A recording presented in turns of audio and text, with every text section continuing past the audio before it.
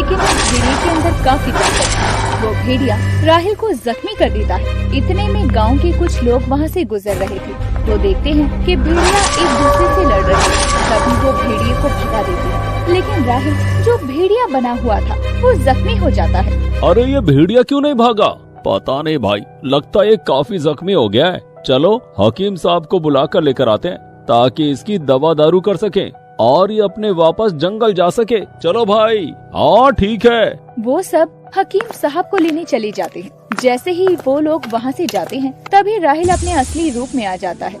या अल्लाह, मुझे ताकत दे ताकि अगली बार मैं इस भेड़िए का सामना कर सकूं और अपने बाबा का बदला भी ले सकूं। इतना कहने के बाद अब कुछ गांव के लोग हकीम साहब को लेकर आ जाते हैं। अरे यहाँ तो एक भेड़िया पड़ा था। अब ये लड़का कौन है? लड़के तुम यहाँ कैसे आए और तुम्हें इतनी चोट कैसे लगी है? यहाँ जो भेड़िया जख्मी पड़ा था, मैं उसके पास उसे सही करने आया, लेकिन उसी ने मुझ पर अटैक कर दिया। वो तो भाग गया, लेकिन मैं जख्मी हो गया। चलो कोई बात नहीं, हकीम साहब आ गए हैं, अब तुम्हारा भी इलाज हो जाएगा। हकीम साहब उसे अपने दवाखाने ले जाते हैं। राहिल करहाता हुआ कहता है, अल्लाह, बहुत दर्द हो रहा है हकीम साहब। बेटा तुम बहुत बहादुर हो जो भेड़िए से अकेले लड़ लिए। गांव वाले तो मुझे भेड़िए का इलाज कराने के लिए लेकर आए थे, लेकिन तुम्हें वहां पाया। अल्लाह का शुक्र है कि हम सब वहां आ गए ताकि तुम्हारी जान बच सके। हाँ हकीम साहब, अल्लाह का बहुत बहुत शुक्र है। बेटा तुम्हारा घर कहाँ पर है? हकीम साहब, मेरा घर तो पास में ही है, मैं चला जाऊंगा। ठीक है बेटा, ध्यान से जाना। खुदा हाफिज हकीम साहब। अल्लाह हाफिज। राहिल जख्मी हालत में अपने घर पहुंचता है और दरवाजा खटखटाता है। अम्मी जान दरवाजा खोलिए ना। ये तो राहिल की आवाज है। सकीना जैसे ही दरवाजा खोलती है तो वो देखती है कि राहिल बुरी तरह से जख्मी हो गया था। उसके सर और हाथ पर पट्टी बंधी हुई थी। या अल्लाह, ये क्या हो गया मेरे बेटे को? ये चोट कहाँ से लग गई तुम्हें? हाँ अम्मी जान, अल्लाह का शुक्र है कि मैं जिंदा हूँ, लेकिन मुझे अफसोस है कि वो भेड़िया आज मुझसे बचकर भाग गया। या अल्लाह, तेरा शुक्र है। राहिल, तुमसे मैंने मना किया था, अपने बाबा का बदला भूल जाओ। मैं तुम्हें नहीं खोना चाहती मेरे लाल। अम्मी जान, बस आप दुआ करिए अल्लाह ताला से ये मेरे जख्म जल्दी ठीक हो जाए और मैं अपने बाबा का बदला ले सकूं। या अल्लाह, ये लड़का बहुत जिद्दी है, ये नहीं मानेगा। अच्छा अंदर चलो, तुम्हारे लिए मैं कुछ खाने को लेकर आती हूँ। राहिल अपने कमरे में पहुँचता है। इतने में उसकी बहन आती है। या अल्लाह, राहिल तुम्हें क्या हो गया? इतनी चोट कहाँ से लगा कर आए हो? और कहाँ से? जंगल गया था उस भेड़िए से लड़ने, वहाँ से जख्मी होकर आया है मेरा बेटा। या अल्लाह, भाई अल्लाह के लिए ना लड़ो। बाबा तो हमें छोड़कर पहले ही चले गए। अब तुम्हें कुछ हो गया तो हमारा क्या होगा? तुम फिक्र ना करो मेरी बहन, अल्लाह ताला मुझे इतनी जल्दी नहीं बुलाएगा। जब तक मैं अपने बाबा का बदला नहीं लूँगा तब तक वो मुझे नहीं बुलाएगा। तुम देखना, एक दिन मैं उस भेड़िए को मार कर ही दिखाऊंगा। हाँ बाबा ठीक है, लेकिन तुम आराम करो। अम्मी जान खाना दे दीजिए। लो बेटा, ये खा लो। राहिल खाना खाकर लेट जाता है और रात भर ये सोचता रहता है कि मैं उस भेड़िए को मार न सका, और वो बहुत उदास होता है। या अल्लाह, मुझे हिम्मत अता फरमा। जैसे तूने अपने नबी को ताकत दी थी, वैसे ही मुझे कुछ वक्त के लिए उस भेड़िए से लड़ने की ताकत दे।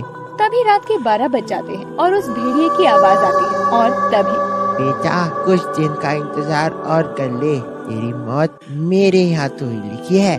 राहिल भी भेड़िया बन जाता है। राहिल को भी बहुत तेज भूख लगती है और वो नदी के किनारे जाकर मछलियाँ खाने लगता है। कुछ दिन ऐसे ही बीत जाते हैं, लेकिन राहिल के हाथ वो भेड़िया नहीं लगता।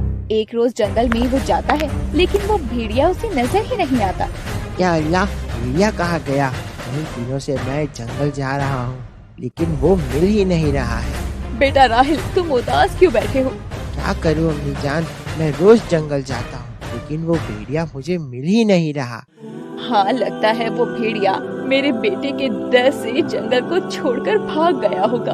लगता नहीं अम्मी जान, जहाँ तक मैं उसे जानता हूँ वो खतरनाक भेड़िया है। वो मौके की तलाश में होगा कि मैं पीछे से अटैक कर सकूँ। या अल्लाह, तुम्हें जंगल में नहीं जाना चाहिए बेटा। वो बहुत खतरनाक है। अल्लाह तुम्हारी हिफाजत करे। इतने में बाहर से उसकी बहन आती है। क्या हुआ भाईजान, आप इतना क्यों सोच रहे हैं?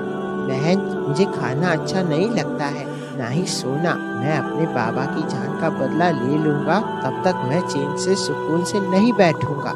अच्छा ठीक है, मैं अल्लाह ताला से दुआ करूंगी कि वो तुम्हें जल्दी ही सामने नजर आ जाए, ताकि तुम्हें चैन और सुकून मिले। हाँ बहन, अल्लाह ताला से दुआ करो मेरे लिए। अच्छा ठीक है, मैं नमाज पढ़ने के बाद तुम्हारे लिए दुआ करूंगी। शुक्रिया बहन।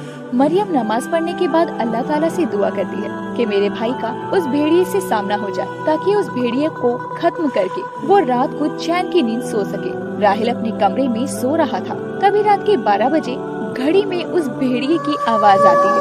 आज तो तू गया काम से, आज नहीं छोड़ूंगा तुझे, चकते फटे नकते गिली। राहिल भेड़िया बन जाता है और उस भेड़िए की तलाश में जंगल की तरफ जाता है। राहिल क्या देखता है कि वो भेड़िया जंगल में खड़ा है, मानो जैसे राहिल का ही इंतजार कर रहा हो। राहिल सोच में पड़ जाता है कि आखिर आज ये भेड़िया सामने कैसे आ गया। तभी इधर उधर से कई भेड़िए निकल कर आते हैं। ये देखकर राहिल बहुत घबरा जाता है और खुद भी भेड़िया बन जाता है। राहिल सारे भेड़ियों से खूब लड़ाई करता है और अकेला होने के कारण वो गंभीर रूप से जख्मी हो जाता है। सारे भेड़िए उसे जख्मी करने के बाद उसे छोड़कर चले जाते। या अल्लाह, मुझे मरने नहीं देना, मुझे अपने बाबा का बदला लेना है। लेकिन राहिल इतना जख्मी हो जाता है कि उसकी सांस बस जाने ही वाली थी। ला इलाहा इल्लल्लाह मुहम्मदुर रसूलुल्लाह। ये कलमा पढ़कर राहिल अपना दम तोड़ देता है। तभी आसमान में बिजली कड़कती है और तेज हवाएं चलने लगती है। तभी राहिल के बाबा अब्दुल्ला आते हैं। या अल्लाह, मेरे बेटे को हिम्मत दे, जैसे तूने मुझे हिम्मत दी थी। मेरी शक्तियाँ मेरे बेटे को दे दे, ताकि वो उस भेड़िए का खात्मा कर सके। और मेरी रूह भटकती रही है, जब तक यहाँ बदला पूरा नहीं होगा तब तक मेरी रूह ऐसे ही भटकती रहेगी। या अल्लाह, मेरे बेटे को शक्तियाँ दे। अब्दुल्ला अपनी जेब से एक ताबीज निकालता है। या अल्लाह, ये ताबीज में इतनी शक्तियाँ हैं जो मेरे बेटे को मिल सकती है, तो वो जिंदा हो सकता है। अब्दुल्ला कलमा पढ़ता है और अल्लाह ताला का नाम लेकर उस ताबीज के ऊपर उसको फूंकता है। या अल्लाह मदद, या अल्लाह मदद।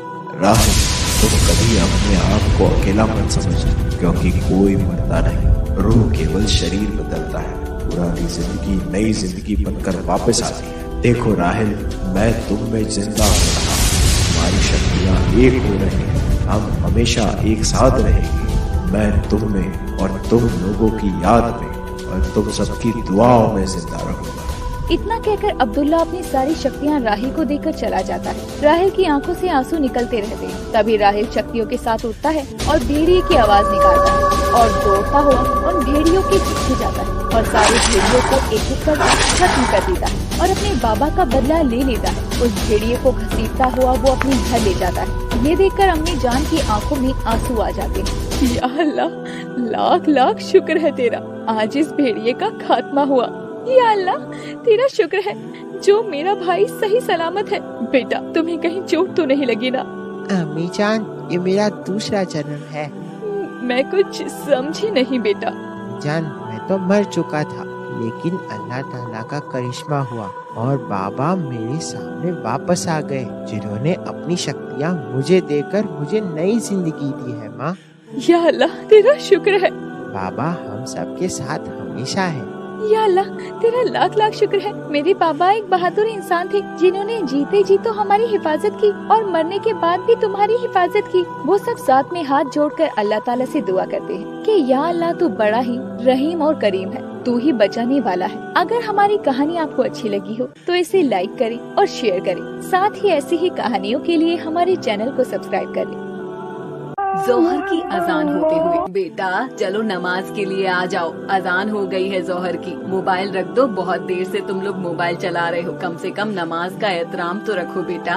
हद है यार, अम्मी जान भी ना हर वक्त नमाज के लिए रोका टोका ना करो। आप जाइए, मैं नहीं पढ़ूंगा, मुझे फेमस होना है, मुझे रील बनानी है। नमाज पढ़कर अपना टाइम क्यों खराब करूं मैं? बेटा अल्लाह से तौबा करो, तुम्हारा ये रील्स बनाना, इंस्टाग्राम चलाना ये काम नहीं आएगा। यार मुझे परेशान नहीं करो, आप जाइए ना। या अल्लाह, मेरे बेटे की तरफ से मैं आपसे तौबा मांगती हूँ। अल्लाह मेरे बेटे को माफ अता फरमा। फातिमा नमाज पढ़ने चली जाती है, उसका बेटा अपनी रील बनाने में बिजी रहता है। इतने में फैजान आता है। बेटा कैसे हो? ठीक हूँ पापा, लेकिन आप अपनी जान को समझा दीजिए। क्या हुआ बेटा? अम्मी जान मुझे नमाज के लिए हर वक्त टोका करती है। मुझे बहुत डिस्टर्ब होता है, मैं अपने काम पर फोकस नहीं कर पा रहा हूँ। ये कैसी बात कर रहे हो बेटा? हमारे लिए सबसे पहले नमाज है, ना कि तुम्हारा ये रील्स बनाना और इंस्टाग्राम चलाना। तुम बाहर के लड़कों के साथ रह रहकर बहुत बिगड़ गए हो। यार डैड, आप भी ना ऐसी बातें कर रहे हो। इस घर में मुझे कोई समझाने वाला है ही नहीं। किसी दिन मैं चला जाऊंगा घर छोड़कर। ये लड़का बहुत बिगड़ गया है, अल्लाह ही मालिक है इस लड़के का अब तो। इतने में सकीना आती है। क्या हुआ जी? क्या हुआ? अब तुम्हारा बेटा हम लोगों से बदसलूकी करने लगा है, पता नहीं किसकी संगत में रहने लगा है। ये सही कह रहे हैं जी, अल्लाह हमारे बेटे को हिदायत दे। बेटा जीनत दिखाई नहीं दे रही। वो किचन में है। अरे बेटी जीनत, मेरे लिए एक गिलास पानी तो लाना। ठीक है बाबा जान, अभी लाई। बाबा जान ये लीजिए, पानी पी लीजिए। कुछ दिन ऐसे ही बीत जाते हैं। वो हर वक्त मोबाइल, इंस्टाग्राम, फेसबुक, व्हाट्सएप में व्यस्त रहता है। वो मोबाइल इतना चलाता था कि उसकी आंखें कमजोर होने लगी थी। रात हो या दिन हो, हर वक्त मोबाइल चलाते रहता था। धीरे धीरे उसकी आंखें कमजोर हो जाती है। एक सुबह सोकर उठता है। यार मुझे सब धुंधला क्यों दिखाई दे रहा है? अम्मी जान मुझे सही से दिखाई नहीं दे रहा। या मेरे अल्लाह, ये क्या हो गया? कहती थी कि हर वक्त मोबाइल ना देखा करो, लेकिन तुम मेरी एक बात भी नहीं सुनते हो। यार अभी आप मुझे उपदेश देना बंद करो, मुझे डॉक्टर के पास ले चलो। कभी तुम सीधे मुंह से अम्मी जान से बात नहीं कर सकते क्या? आंखें कमजोर हो रही है, लेकिन फिर भी तुम्हें अपनी गलतियाँ दिखाई नहीं दे रही भाई। बड़े अफसोस की बात है। वो सब उसे डॉक्टर के पास दिखाने ले जाते हैं। आंखें खोलो बेटा, आपकी आंखें बहुत ज्यादा कमजोर हो गई है। मैंने ये कुछ दवाई लिखी है, आप इसे लेते रहना। और हाँ, मोबाइल आपको अब नहीं चलाना है। अगर ऐसा करोगे तो आप अपनी आंखें खो दोगे और इसके जिम्मेदार खुद ही होगे। अमन घर वापस आ जाता है, लेकिन फिर भी वही हरकतें नहीं छूटती। मोबाइल चलाता ही रहता है। इतने में उसकी अम्मी जान आ जाती है। अब तो मोबाइल छोड़ दो। क्या आप अपनी आंखें खोना ही चाहते हो क्या तुम? अरे अम्मी, आप भी उस डॉक्टर के बातों में आ गई। वो तो पागल है। अब तुमने गाली भी सीख ली है क्या? अल्लाह ताला तुम्हें कुछ भी खौफ नहीं। अल्लाह ताला से डरो मेरे बेटे, अल्लाह ताला तुम्हें हिदायत दे। एक दिन रात में सीने में दर्द होता है। अम्मी जान, बाबा जान, कहाँ हो? मुझे बहुत ज्यादा सीने में दर्द हो रहा है। वो सब दौड़ते हुए आते हैं। क्या हुआ बेटा? पता नहीं, मेरे सीने में बहुत ज्यादा दर्द हो रहा है। लगता है कि जैसे मेरी रूह निकलने वाली है। रोते हुए अम्मी जान, या अल्लाह ये क्या हो गया? भरी जवानी में मेरा बेटा मुझे छोड़कर दुनिया से चला गया। कितना मना करा था कि मोबाइल इतना नहीं चलाते, लेकिन ये पागल मेरी एक बात भी नहीं मानता। या अल्लाह मेरे बेटे को बचा ले। उसने जिंदगी भर एक भी नमाज नहीं पढ़ी, उसका क्या होगा? या अल्लाह मेरे बेटे पर अपना रहम कर। देखिए ना इमरान के पापा, आज हमारा बेटा हमसे जुदा हो गया। सही कह रही हो सकीना, जाने कहा मुझे भी बहुत अफसोस है, क्योंकि मैं भी एक बाप हूँ। लाख समझाया उसे, लेकिन वो नहीं माना। माँ बाप की हमेशा नाफरमानी करता रहा, उसकी उसे सजा अब मिली। जो बच्चा माँ बाप का कहना नहीं मानता, उसका आखिर में यही अंजाम होता है। या अल्लाह हमारे बच्चे की जान बख्श दे, आज अपना करिश्मा दिखा दे। हाँ मेरे मालिक, मैंने कोई एक भी नेकी की हो, उसके बदले में मेरी औलाद मुझे वापस दे दे। या अल्लाह आज आपने दुनिया वालों को ये करिश्मा दिखा दे, जैसे हजरत मुसा अली ने सांपों को अपनी एक लाठी से करिश्मा दिखाकर उन जादूगरों को अल्लाह की राह में ला दिया था। आज कुछ वैसा ही करिश्मा दिखा दे मेरे मालिक। तभी क्या देखते हैं, आसमान में बिजली कड़कने लगती है और एक घर में रखे हुए कुरान पर पड़ती है।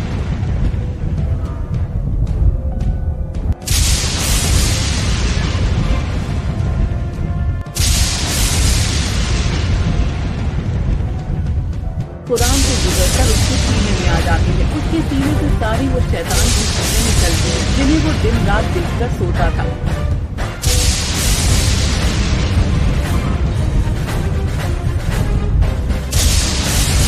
कुछ देर बाद उसे होश आ जाता है और माँ से लिपट जाता है।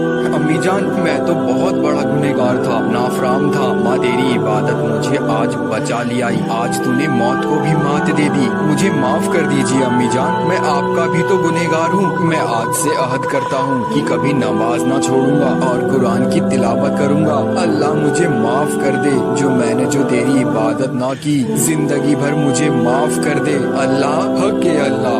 सच है वल्लाह। तो आपने देखा, हमें नमाज नहीं छोड़नी चाहिए। ना जाने हमारी कब आंख बंद हो जाए। हमारे दोनों हाथ ही खाली रह